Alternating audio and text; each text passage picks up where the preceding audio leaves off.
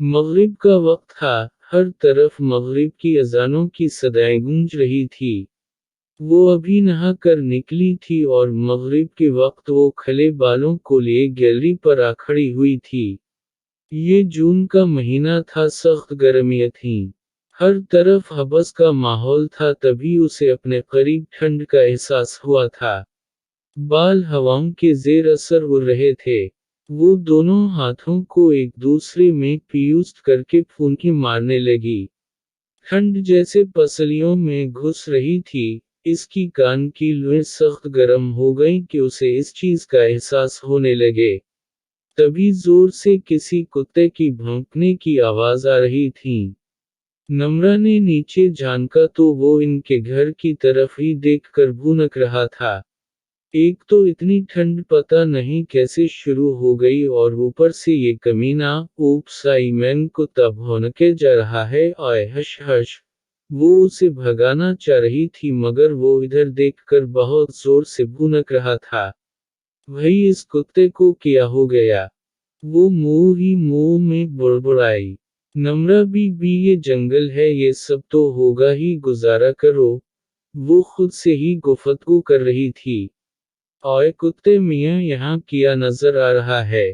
وہ تھوڑا اوپر ہو کر ہاتھ ہلاتی زور سے بولی، تبھی اسے اپنے قریب کسی کی سرگوشیاں سنائی دینے لگیں۔ وہ یکدم گھبرا سی گئی تھی۔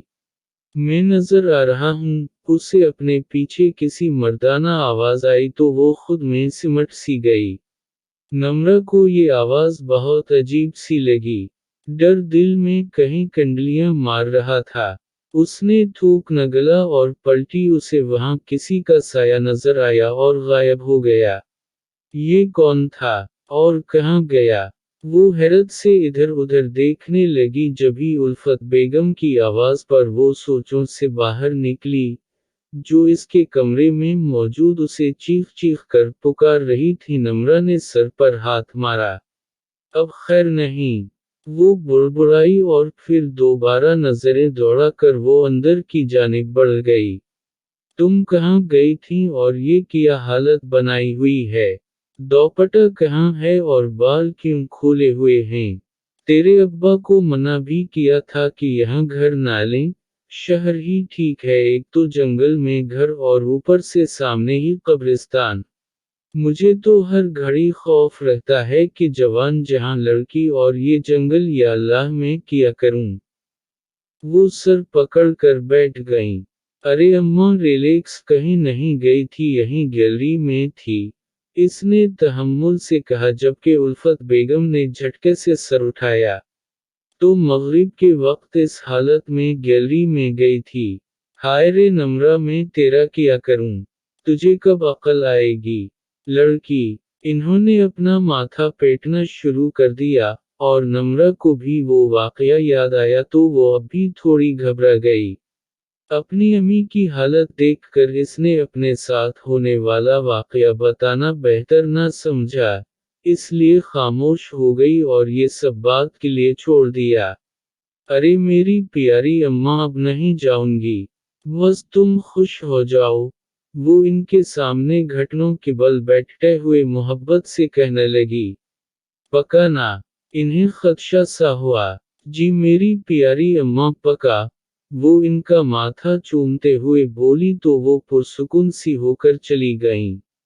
نمرا نے سانس خارج کی اور چلتی ہوئی سائیڈ ٹیبل تک آئی، اور دراز سے تالا چابی نکالی اور گیلری کے دروازے پر تالا لگا دیا، اور چابی واپس دراز میں رکھ کر پرسکون ہو کر سو گئی۔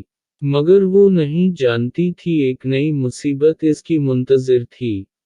صبح کا سورج نکلا تو سب بیدار ہو گئے تھے۔ وہ تیار ہو کر نیچے آئی، تو نوکرانی ٹیبل پر ناشتہ سجا رہی تھی۔ نمرا نے خاموشی سے ناشتہ کیا۔ اماں میں ذرا باہر جا رہی ہوں، تھوڑی دیر میں آ جاؤں گی، نمرا نے الفت بیگم سے کہا تو وہ اسے گھورنے لگیں۔ ارے اماں آ جاؤں گی، کہیں نہیں جاؤں گی، وہ انہیں مطمئن کر کے تیزی سے نکل گئی، کہیں اماں روک ہی نہ لیں۔ وہ اپنی DSLR گلے میں لٹکائے جانوروں کی تصویر بنا رہی تھی۔ उसे वहां एक सिया रंग का बिल्ला नजर आया जो दर्द से करा रहा था। नम्र को उसे देखकर अफसोस हुआ। इसने पहले इसकी 2-3 तस्वीर निकाली और फिर उसे उठाए घर की जानिब रवाना हो गई। अभी वो घर में दाखिल ही हुई थी कि सामने ही अम्मा लड़ाका औरतों की तरह कमर पर हाथ बांधे उसी की मुंतजिर थीं। उसने नफी में सर हिलाया और घर में दाखिल हुई। आए ये किस मनहूस काले बिल्ली को ले आई है? वो उसे टोकती हुई बोली। बिल्ली ने इन्हें बुरी तरह घोरा था। अरे अम्मा, इसे चोट लगी है, ठीक हो जाएगा तो इसे वापस जंगल में छोड़ आऊंगी। वो इन्हें तफसील से आगाह करती ऊपर चली गई। या अल्लाह! इस लड़की को हिदायत दे, ना जाने क्यों मेरे दिल में हूल उठ रहे हैं। जैसे जरूर कुछ गलत होने वाला है। नम्रा एक खूबसूरत और जवान लड़की थी, जिसे देखकर सबके मुंह से तारीफी कलमात ही निकलते थे। उसी लिए उल्फत बेगम परेशान रहती थीं। ऊपर से उसकी मशकूक हरकतें इन्हें और परेशानी में मुब्तला करती थीं। नम्रा के अब्बू तो पुलिस में होने की वजह से 2-2 3-3 दिन तक घर से बाहर ही रहते थे। वो उस बिल्ली को लिए अपने कमरे में आ गई और इसका बैंडेज करके उसे सोफे पर डाल दिया। वो बस उसे ही देखे जा रहा था। बिल्ला फौरन उठा और गैलरी पर पहुंचकर उछलने लगा। नम्रा ने मुस्कुराकर इसे देखा और दराज से चाबी निकालकर गैलरी का दरवाज़ा खोल दिया। और हैरत की बात, उसके दरवाज़ा खोलने के बाद वो वहां से हटकर उसे के बराबर सो गया। इसकी हरकतें जैसे किसी इंसान की तरह थीं। वो ठिठक सी गई थी, लेकिन अपना वहम समझकर सर झटक दिया कि एक बिल्ला क्या इंसान होगा। मगर ये बिल्ला मुझसे डर क्यों नहीं रहा? वो सोच में पड़ गई थी। कहीं अम्मा का शक सही तो नहीं? वो परेशानी से सोचने लगी। उसे कुछ समझ न आ रहा था कि ये क्या हो रहा है। उफ! मैं कुछ ज्यादा ही सोच रही हूँ। वो सर झटक कर रह गई। वो लाउंज में बैठी तस्वीरें देख रही थी, तभी उसकी आंखें फटी की फटी रह गईं और हाथों में लर्जिश पैदा हो गई। ये कैसे हो सकता है? वो लड़खड़ाती आवाज में बोली। दिल जोर जोर से धड़कने लगा था।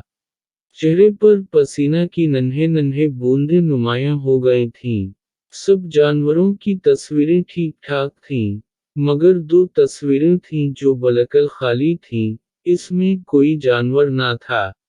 ऐसे कैसे हो सकता है? इसमें उस बिल्ला की तस्वीरें नहीं हैं, और ये दोनों पिक्चर्स में तो कोई है ही नहीं। वो थूक निगलते हुए बोली और तेजी से अपने कमरे की जानिब बढ़ी, जहां वो बिल्ला गैलरी की दीवार पर मजे से बैठा था और सामने पड़ा गोश्त का टुकड़ा जाहिलों की तरह खा रहा था, जो किसी इंसान नुमा गोश्त की तरह था।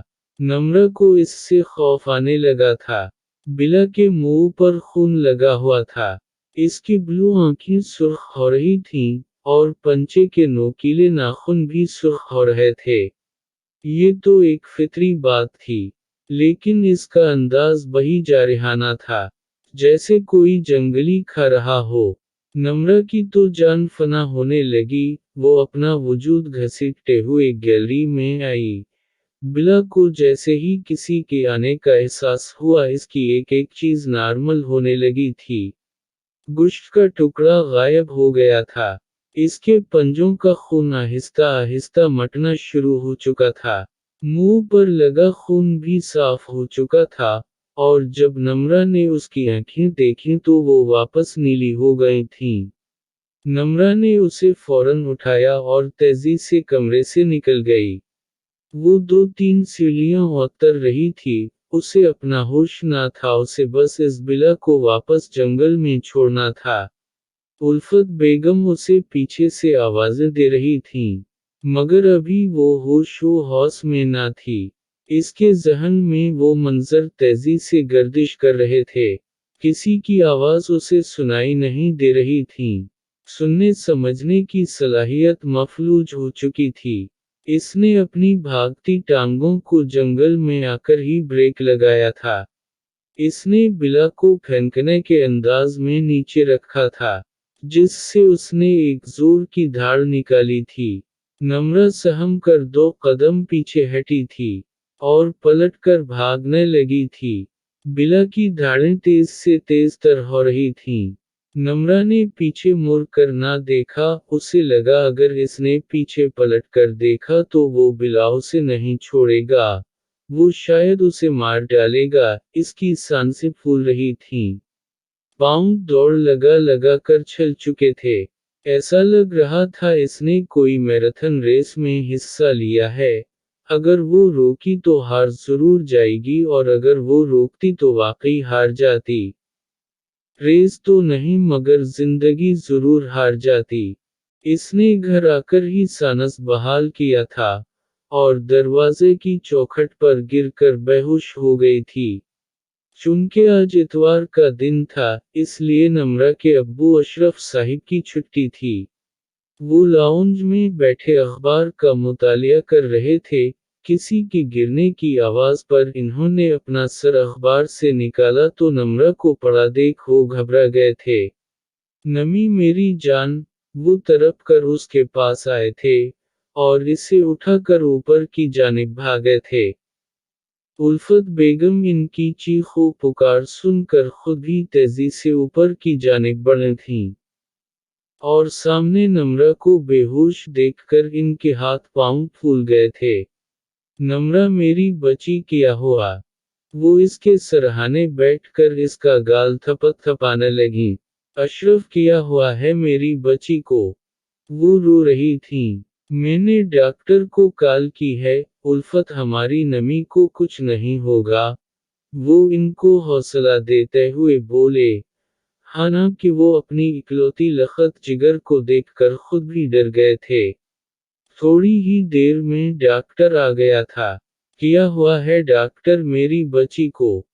कुछ नहीं, इनको टेंशन की वजह से नर्वस ब्रेकडाउन हो गया था, और कोई मसला नहीं है।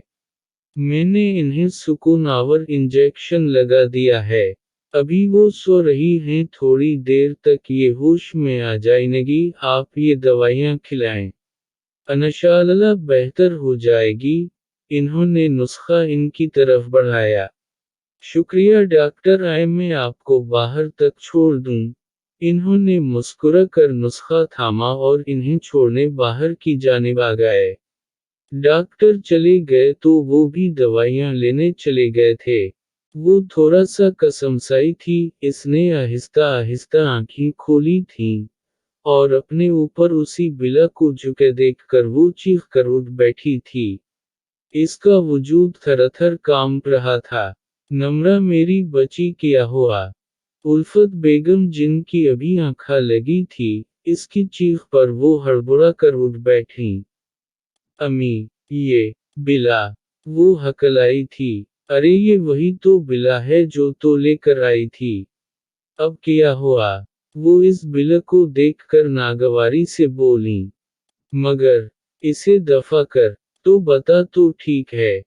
इन्होंने इसका पसीना से तर चेहरा अपनी जानिब मोड़ा, तो नम्रा ने सर इस बात में हिला दिया। चल तो आराम कर, मैं कुछ खाने के लिए लाती हूँ तेरे लिए। वो इसका गाल थपथपाती उठकर चली गईं। तभी अजानों की आवाज आने लगी। नम्रा ने सामने लगी वाल क्लॉक पर देखा, तो वहां मगरिब की अजान का वक्त हो रहा था। इसके दिमाग में झमाका सा हुआ। वो हमेशा मगरिब के वक्त ही दिखाई देता है। अगर ये बिला कोई और हुआ तो अपना सब कुछ बदलेगा जरूर। वो सोचती हुई बोली और अपने ऊपर से कंबल हटाकर वो उठ खड़ी हुई। पाँव में चप्पल पहनकर वो गैलरी का दरवाजा धकेलती गैलरी में आ गई। वो वापस सामने देखने लगी, कुत्ता आज भी भुनक रहा था, और आज उसे इस कुत्ते के भौंकने का मफहूम समझ आया था। अचानक इसके जिस्म में ठंड तारी होने लगी थी। उसे अपने करीब फिर किसी का एहसास हुआ, तो वो बगैर देर किए पलटी थी, सामने वो बिला बैठा था। आज इसका वही रूप था, जो उस दिन था।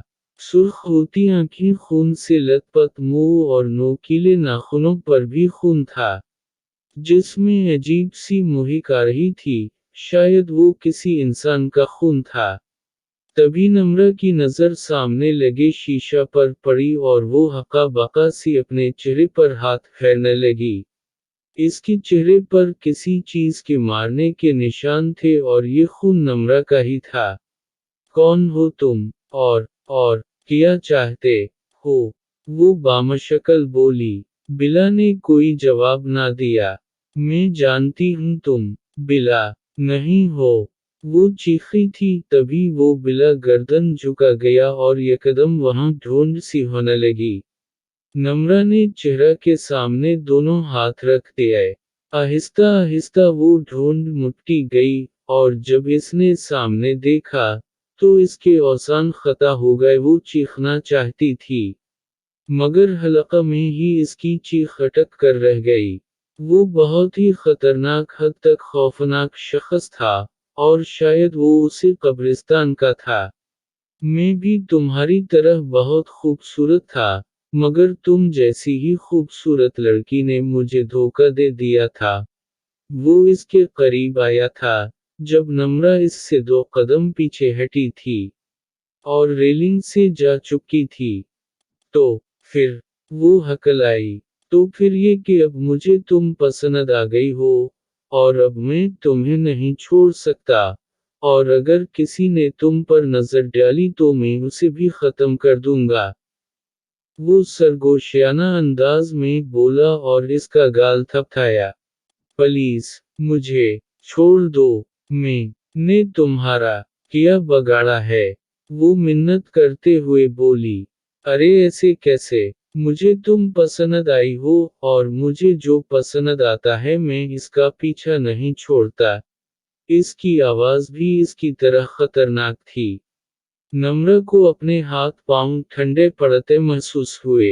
इसने जोर से आंखें मैच लीं, और अगले ही पल वो जिन इसके अंदर घुस गया था।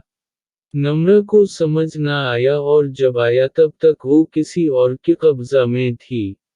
अब ये मेरी है, वो नम्रा के जिस्म में मौजूद था, और कहकहा लगा कर हंसा था और वापस चलकर बेड पर आकर लेट गया।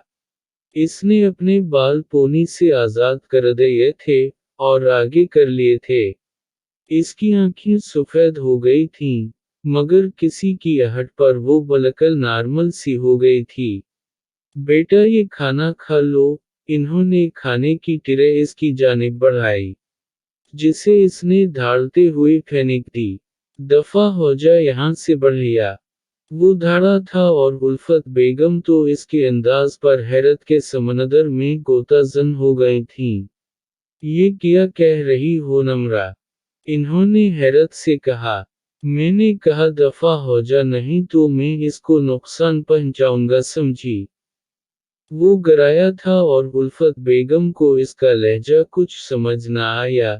इन्होंने आगे बढ़कर उसे गले लगाया।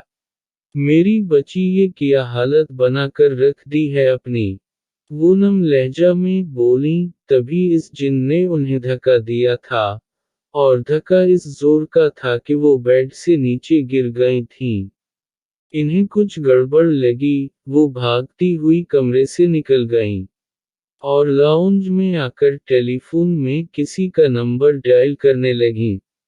हेलो अशरफ साहिब, प्लीज जल्दी घर आ जाएं, वो रोते हुए बोलीं। और कॉल काट दी। थोड़ी ही देर में अशरफ साहिब आ गए थे। क्या हुआ है बेगम? वो परेशानी से बोले। अशरफ साहिब, मुझे नम्रा ठीक नहीं लग रही, आप मेरे साथ चलें। वो घबराती हुई बोलीं, और इन्हें खींचती हुई ऊपर ले गईं। ये देख लें। इन्होंने सामने देखा तो सब कुछ ठीक था, और नम्रा सुकून से सो रही थी। उल्फत बेगम की आंखें फैल गईं। यहाँ तो कुछ नहीं है बेगम। वो हैरत से बोले। मेरा यकीन करें अशरफ साहिब, नम्रा अभी ठीक नहीं थी। वो रोते हुए बोलीं। बेगम आपका वहम होगा। آپ کو لگتا ہے نمرہ کی زیادہ ہی فکر ہو گئی ہے، اس لیے آپ ایسا کہہ رہی ہیں۔ وہ انہیں دلاسا دیتے ہوئے باہر نکلے تھے۔ آپ میری بات کا تو یقین کریں، وہ تعصب سے بولیں۔ اچھا آپ ایک کام کریں، کسی مولوی کو بلوا لیں، بس میرا وہم دور کر دیں۔ وہ حل پیش کرتی ہوئی بولیں تو انہیں بھی یہی ٹھیک لگا۔ ٹھیک ہے بیگم، ابھی آپ سو جائیں، ہم صبح دیکھتے ہیں۔ وہ انہیں تسلی دیتے ہوئے کمرے میں لے گئے۔ وہ سمجھ تو چکے تھے کچھ گڑبڑ ہے، کیونکہ الفت بیگم کو اتنا بڑا وہم نہیں ہو سکتا تھا۔ وہ پوری رات ان کی آنکھوں میں کٹتی تھی۔ صبح سویرے ہی وہ اپنے جاننے والے مولوی کو لے آئے تھے۔ وہ جیسے ہی انہیں لے کر آئے، وہ گھر میں قدم رکھنے سے پہلے ہی رک گئے۔ یہاں کوئی غیر مخلوق ہے، وہ پورے گھر کو دیکھتے ہوئے بولے۔ جی مولوی صاحب، تبھی تو میں آپ کو لے کر آیا ہوں۔ پلیز آپ اسے یہاں سے دور لے جائیں، وہ منت کرتے ہوئے بولا۔ انہوں نے ایک پتوں کی لری پر کچھ پڑھا اور وہ اشرف صاحب کی جانب بڑھایا۔ یہ یہاں دروازے کے بیچ میں باندھ دو، اس سے وہ مخلوق باہر نہیں جائے گی۔ وہ سنجیدگی سے بول کر اندر کی جانب بڑھ گئے، اور اشرف صاحب نے وہ ان کے کہنے کے مطابق باندھ دی۔ کہاں ہے تمہاری بیٹی؟ اوپر کمرے میں۔ صبح میں کمرے سے عجیب سی آوازیں آ رہی تھیں، اس لیے میں نے دروازہ بند کر دیا ہے، کہیں وہ باہر نہ نکل جائے، وہ سب بتاتے ہوئے بولے۔ کہاں ہے اس کا کمرہ؟ وہ تسبیح کے دانے گراتے ہوئے بولے۔ آئے میں آپ کو لے چلوں؟ انہوں نے قدم آگے بڑھاتے ہوئے کہا۔ نہیں، تم مجھے بتا دو، تمہارا جانا ٹھیک نہیں ہوگا۔ وہ ہاتھ کے اشارہ سے اسے روکتے ہوئے بولے تو وہ انہیں کمرے تک لے گئے، اور خود باہر کھڑے ہو گئے۔ دروازہ کھلا دیکھ کر وہ پریشان ہو گئے۔ بچے، تم تو کہہ رہے تھے کہ تم نے دروازہ بند رکھا تھا۔ وہ پیشانی پر بل ڈال کر بولے۔ جی میں نے بند کر دیا تھا، وہ الجھ کر بولے۔ کہیں میری بیوی نے تو؟ یکدم ان کے ذہن میں جھماکا ہوا۔ اگر ایسا ہے تو یہ ٹھیک نہیں، اسے میرے آنے کا علم ہو گیا ہوگا، تمہاری بیوی کو خطرہ ہے۔ انہوں نے دروازہ کھولا تو الفت بیگم اوپر کو اٹھی ہوئی تھیں، اور ہاتھ پیر مار رہی تھیں۔ اشرف، مجھے بچائیں، وہ گلے پر ہاتھ رکھے گڑگڑائیں۔ بابا یہ کیا؟ وہ پریشان سے ہو گئے، انہوں نے کچھ پڑھا تو وہ نیچے کو آ گئیں۔ نمرہ کہاں ہے الفت؟ اشرف صاحب نے پوچھا تو انہوں نے گیلری کی طرف اشارہ کیا، وہ سب گیلری کی جانب بڑھے۔ جو گیلری کی دیوار پر بیٹھا گوشت کی کچی بوٹیاں چبا رہا تھا، وہ بھی کسی انسان کا گوشت تھا۔ مولوی صاحب نے انہیں ہاتھ کے اشارے سے پیچھے رہنے کو کہا اور گیلری کا دروازہ بند کر دیا۔ گیلری کا دروازہ بند ہونے پر اس نے اپنے شغل سے ہاتھ روکا تھا، اور کھا جانے والی نظروں سے مولوی صاحب کو گھورا تھا۔ اوئے تو یہاں کیا کر رہا ہے؟ چلا جا یہاں سے، نہیں تو میں یہاں سے کود جاؤں گا، اور یہ لڑکی مر جائے گی، وہ اپنی مردانہ آواز میں بولا۔ مولوی صاحب آنکھیں بند کرے کسی چیز کا ورد کرنے میں مصروف تھے۔ انہوں نے ایک مٹی کی پیالی سے مٹی نکالی، اور ہتھیلی پر رکھ کر پھونک ماری، وہ اتنی سی مٹی بھی اس کو ہلا گئی تھی، وہ چیخنے لگا تھا۔ آپ لوگ جلدی سے رسی کا بندوبست کریں، انہوں نے ہدایت دی اور دوبارہ آنکھیں بند کر لیں، ان کے لب پھڑپھڑا رہے تھے، اور مٹی وہ اس کی جانب ہونک رہے تھے، وہ کرا کر زمین بوس ہو گیا تھا، تب تک اشرف صاحب رسی لے آئے تھے۔ اسے اٹھا کر انہوں نے بیڈ پر لٹایا، اور اس کے ہاتھ پاؤں بیڈ سے باندھ دیے۔ وہ یہ سب اپنے لخت جگر کے ساتھ نہیں کرنا چاہتے تھے، مگر مجبور تھے۔ انہیں اپنی بیٹی کی جان عزیز تھی، وہ مزاحمت کر رہا تھا مگر کامیاب نہ ہو پا رہا تھا۔ چھوڑ مجھے، چھوڑ، نہیں تو کوئی زندہ نہیں بچے گا، کوئی نہیں۔ وہ اپنی پوری جان لگا رہا تھا مگر مولوی نے ایک گھیرا بنا دیا تھا۔ بیڈ کے گرد اگر وہ رسی کھول بھی لیتا تو وہ اس جگہ سے باہر نہ جا سکتا۔ اچانک اس کے خطرناک آثار نرم پر گئے، اور نمرہ کی رونے کی آواز ابھری۔ امی مجھے کھولیں، امی مجھے ڈر لگ رہا ہے، وہ تڑپ کر بولی۔ میری بچی، وہ بھی ایک ماں تھیں، اپنی بیٹی کی تڑپ کی آواز سن کر وہ آگے بڑھی تھیں، اور کھولنے ہی لگی تھیں۔ رکو بیٹی، یہ غلطی مت کرنا، وہ تمہیں بھٹکا رہا ہے، وہ اسے روکتے ہوئے بولے تو اس نے غصہ سے ہنکارا بھرا، اور الفت بیگم کو اپنی غلطی کا احساس ہوا، اور وہ 2 قدم پیچھے ہٹی اور رخ پھیر کر کھڑی ہو گئیں۔ کیوں اس لڑکی کے پیچھے پڑا ہے؟ چھوڑ دے، وہ تجھے کیا دے دے گی، چھوڑ دے اسے، وہ اسے سمجھاتے ہوئے بولے۔ اس نے قہقہا لگایا۔ مجھے یہ اچھی لگی ہے، تم لوگ جو بھی کر لو میں اسے نہیں چھوڑوں گا۔ ایک لڑکی نے مجھے دھوکا دیا اور میں اس سے اپنا بدلہ پورا کروں گا، وہ بیٹھا تھا اور دھاڑتے ہوئے بولا تھا، مگر پھر دوبارہ لیٹ گیا تھا۔ تجھے اس معصوم بچی کو چھوڑنا ہی ہوگا۔ مولوی صاحب کے لب پھڑپھڑا رہے تھے اور وہ درد سے تڑپ رہا تھا، اور چند پل بعد اس کا جسم جھٹکے کھا کر ڈھیلا پڑ چکا تھا، اور پھر مولوی صاحب نے آنکھیں کھول لی تھیں۔ اس کے گلے میں یہ تعویذ باندھ دو، انہوں نے تعویذ اشرف صاحب کے ہاتھ میں پکڑا۔ وہ جیسے ہی اس کی جانب تعویذ پہنانے کے لیے بڑھے اس نے پٹ سے آنکھیں کھولیں، اور گردن ادھر سے ادھر کرنے لگا۔ نہیں، نہیں، نہیں، وہ چیخ رہا تھا اور نہیں نہیں کی گردان الاپ رہا تھا۔ اس کا جارحانہ انداز دیکھ اشرف صاحب رکے تھے، اور مولوی صاحب کو دیکھا تھا۔ اس کی مت سنو، پہناؤ اسے یہ تعویذ، اس کو میں دیکھ لوں گا۔ وہ ان کی نظروں کا مفہوم سمجھ کر بولے، تو اشرف صاحب نے سر ہاں میں ہلایا اور کافی تگ و دو کے بعد آخر کار انہوں نے وہ تعویذ اس کے گلے میں ڈال دیا تھا۔ اس نے اشرف صاحب کو بہت نقصان پہنچایا تھا، مگر انہیں اپنی بیٹی کو بچانا تھا۔ چند گھنٹہ اور محنت کے بعد آخر کار وہ اس کے جسم سے نکل کر نیست و نابود ہو گیا تھا۔ سب نے ہی شکر کا کلمہ پڑھا تھا۔ نمرہ نے آہستہ سے آنکھیں کھولی تھیں، ایک دن میں ہی اس کی آنکھوں کے نیچے حلقے اور اس کا جسم نہیں فسا ہو گیا تھا۔ وہ ہڑبڑا کر اٹھی تھی، مگر رسی کی وجہ سے دوبارہ لیٹ گئی تھی۔ اس دفعہ الفت بیگم نے اس کی رسی کھولنے سے پہلے مولوی صاحب کو دیکھا تھا، کیونکہ اب وہ کوئی حماقت برداشت نہیں کر سکتی تھیں۔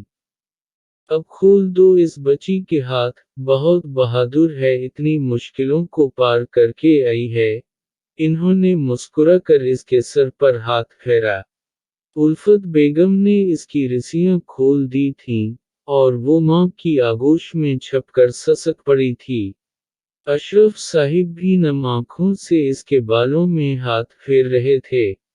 وہ کافی سہم گئی تھی، اس حادثہ کے بعد اب وہ بالوں کو کھلا نہیں چھوڑتی تھی، اور مغرب کے وقت وہ گیلری میں نہیں جاتی تھی، بلکہ مغرب کے وقت اپنے امی ابو کے کمرے میں ہی رہتی تھی۔ اس کی چھوٹی سی غلطی نے اسے اتنی خطرناک مشکل میں ڈال دیا تھا۔ وہ اب تھوڑی تھوڑی سنبھل رہی تھی، انہوں نے گھر بھی تبدیل کر لیا تھا، اس لیے آج وہ باہر نکلی تھی، گھومتے ہوئے اسے آدھے سفید اور آدھے سیاہ رنگ کا ایک بلا نظر آیا۔ اس کو دیکھ کر وہ اس کی جانب بڑھی تھی، بلا کا رخ دوسری جانب تھا۔ نمرہ نے اٹھا کر اس کا رخ جیسے ہی اپنی جانب کیا، وہ چیخ پڑی اور بلا کو نیچے پھینک دیا۔ وہ گیا نہیں ہے، وہ بڑبڑاتی ہوئی وہاں سے بھاگ گئی تھی، اور پھر کبھی اس جگہ کا رخ نہ کیا تھا۔